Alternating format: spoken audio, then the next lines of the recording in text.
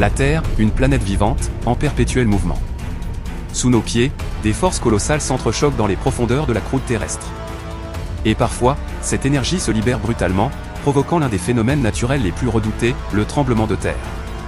En quelques secondes seulement, des villes entières s'effondrent, des milliers de vies basculent, et l'histoire d'un pays change à jamais. Dans ce classement, nous allons revivre les 10 séismes les plus dévastateurs que l'humanité ait connus. Préparez-vous, car derrière chaque événement se cache une tragédie humaine, des pertes matérielles colossales et des leçons essentielles pour l'avenir.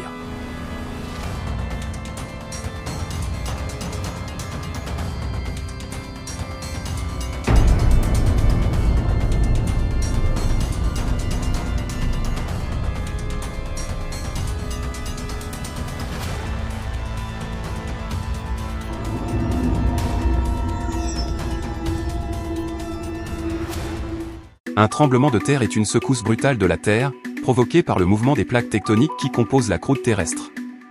Ces plaques immenses, qui flottent sur le manteau terrestre, entrent parfois en collision, se frottent ou se chevauchent. Quand elles se rencontrent, elles créent des failles, véritables lignes de fracture dans le sol. Dans certaines zones, une plaque océanique glisse sous une plaque continentale, c'est ce qu'on appelle une subduction, un phénomène qui peut donner naissance à de puissantes chaînes de montagnes ou à de profondes fosses marines. Mais lorsque l'énergie accumulée le long de ces failles se libère soudainement, la Terre tremble. C'est ce relâchement brutal qui engendre les séismes, parfois légers, mais parfois capables de raser des villes entières et de transformer un paysage en quelques secondes.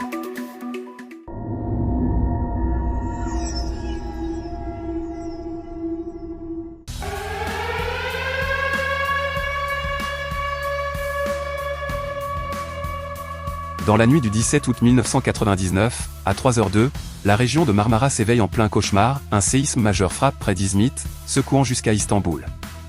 La faille nord-anatolienne rompt brutalement. En quelques dizaines de secondes, des quartiers entiers s'effondrent, des usines se taisent, des autoroutes se fissurent. Les habitants, surpris dans leur sommeil, se retrouvent piégés sous les gravats. Les réseaux d'eau et d'électricité sont coupés, les incendies se déclarent. Au-delà de l'urgence, une réalité s'impose, beaucoup de bâtiments n'étaient pas conçus pour résister. Les secours, héroïques, se feraient un passage parmi les répliques et la poussière. Izmit devient un électrochoc national, normes parasismiques renforcées, contrôle accru des chantiers, culture du risque relancée.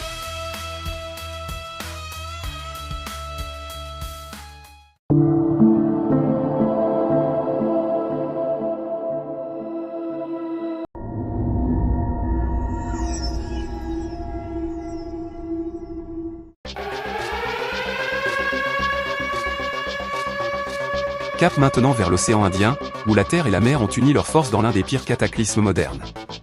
Le 26 décembre 2004, un méga-séisme au large de Sumatra libère une énergie colossale et déclenche un tsunami planétaire. La rupture court sur plus d'1 millier de kilomètres de failles. En minutes, la colonne d'eau se soulève et fonce. Les vagues frappent 14 pays, culminant localement à plus de 20-30 mètres. L'onde traverse l'océan, frappe des côtes lointaines des heures plus tard. Sur le terrain, infrastructures balayées, villages effacés, familles dispersées.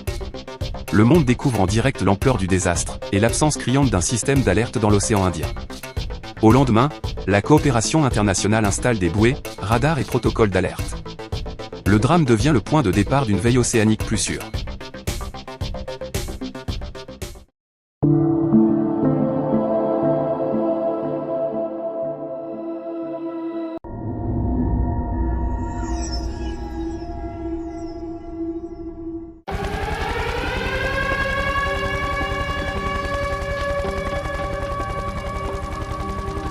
Revenons maintenant au Japon des années 1990, quand un séisme bref mais proche a paralysé une métropole. Le 17 janvier 1995, à l'aube, Kobe tremble pendant une vingtaine de secondes, suffisamment pour mettre à genoux une ville entière. Ponts et échangeurs s'écroulent, voies surélevées tranchées nettes, lignes ferroviaires vrillées. De vieux bâtiments en bois prennent feu, des quartiers brûlent, encerclés par les décombres. On observe aussi la liquéfaction des sols dans le port moderne. L'événement révèle une vulnérabilité, des structures essentielles n'avaient pas été modernisées au rythme du risque. Le Japon réagit vite, grand programme de renforcement des ponts, des hôpitaux, des lignes vitales et des habitations.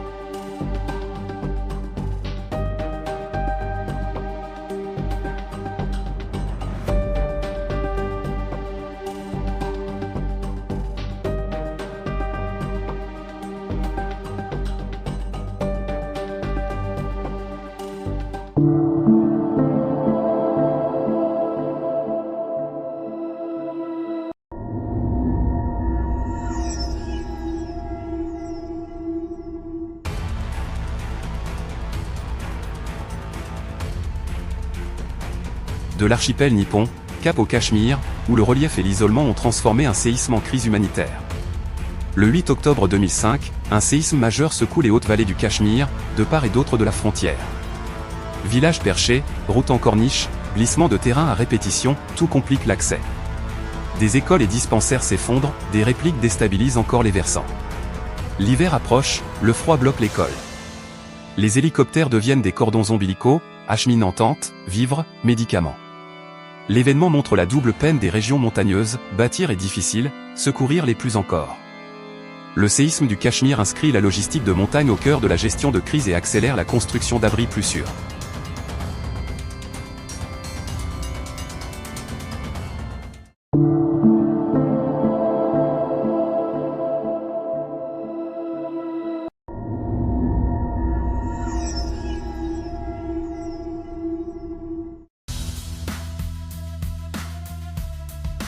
Retour un siècle en arrière, sur la côte pacifique des États-Unis, pour un séisme dont les incendies ont fait l'histoire.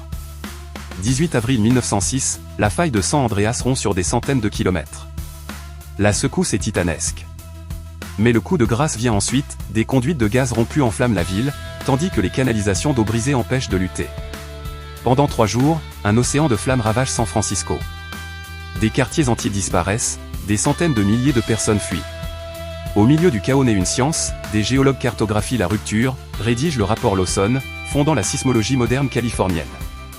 San Francisco 1906 transforme la ville et la culture du risque aux États-Unis, code, plan d'urgence, urbanisme plus résilient.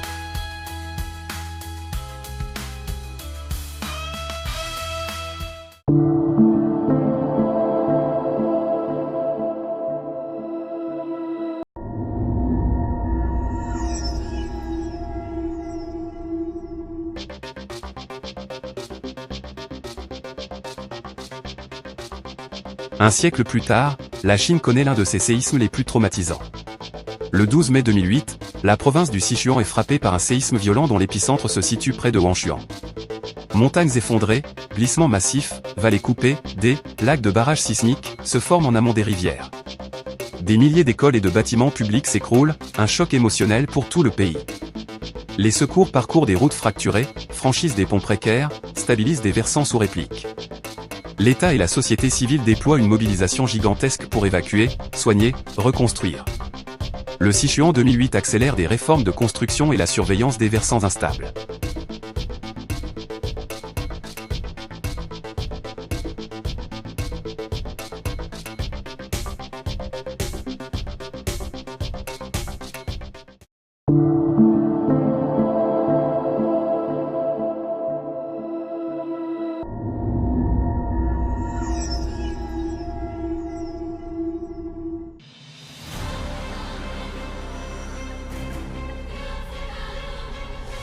Quittons l'époque contemporaine et plongeons au cœur de la Chine impériale. Le 23 janvier 1556, un séisme dévastateur frappe les provinces du Shaanxi et du Shaanxi voisin au cœur d'une Chine densément peuplée. Particularité tragique, beaucoup d'habitants vivent dans des habitations troglodytes creusées dans le lœss, une roche meuble. Sous la secousse, ces parois s'effondrent en cascade. Les routes se rompent, les systèmes d'irrigation s'assèchent ou se comblent, l'économie agraire vacille. L'absence de secours organisés aggrave le bilan. Souvent cité comme le séisme le plus meurtrier jamais enregistré, Jiajing rappelle que la géologie locale, ici le lœss, peut transformer un séisme en hécatombe.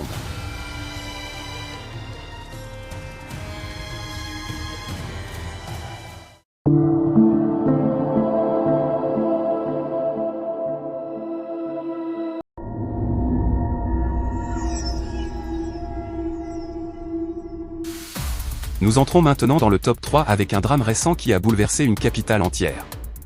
Le 12 janvier 2010, à seulement quelques kilomètres de Port-au-Prince, capitale d'Haïti, la terre tremble pendant une trentaine de secondes. Mais ces secondes suffisent pour plonger tout un pays dans l'horreur. Les bâtiments s'écroulent comme des châteaux de cartes, hôpitaux, écoles, ministères, même le palais présidentiel n'est pas épargné. Des quartiers entiers se retrouvent réduits en poussière, piégeant des dizaines de milliers de personnes. Le séisme révèle une fragilité criante, construction mal adaptée, absence de normes, services de secours débordés. L'aéroport saturé devient le seul lien logistique avec l'extérieur. Le monde entier se mobilise, mais l'ampleur du désastre ralentit l'arrivée de l'aide. Au-delà des morts, C'est tout un pays déjà fragile qui est dévasté, infrastructures, économie, institutions, tout vacille. Le séisme d'Haïti reste l'un des plus destructeurs du XXI siècle. Il symbolise la rencontre tragique entre aléas naturels et vulnérabilité sociale extrême.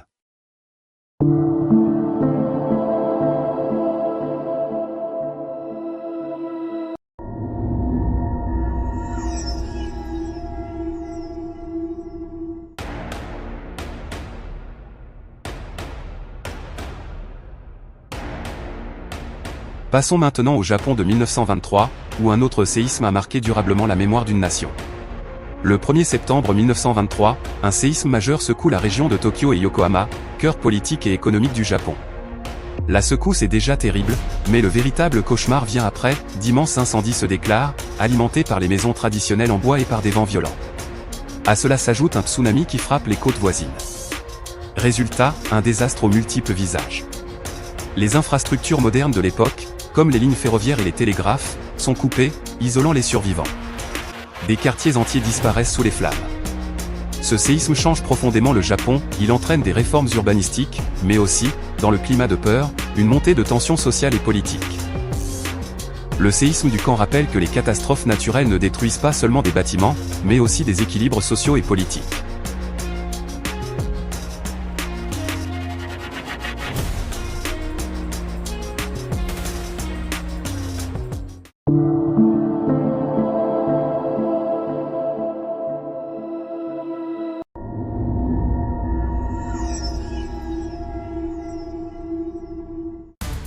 Nous arrivons maintenant au sommet de ce classement, le numéro 1, un séisme qui a frappé la Chine dans les années 1970 et marqué à jamais la mémoire collective.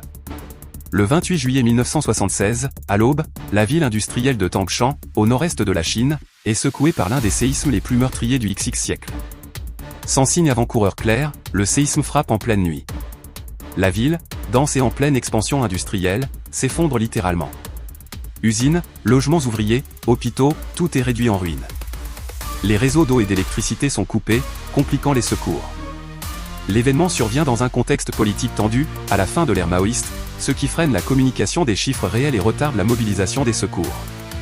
Tangshan devient le symbole d'un désastre silencieux, des centaines de milliers de victimes, et une reconstruction menée dans l'urgence, parfois dans le secret. Mais il sert aussi de leçon. La Chine développe ensuite des programmes de prévision sismique, de construction parasismique et de prévention. Tangshan 1976 reste une blessure nationale, un rappel cruel que même les puissances industrielles restent vulnérables face aux forces de la nature.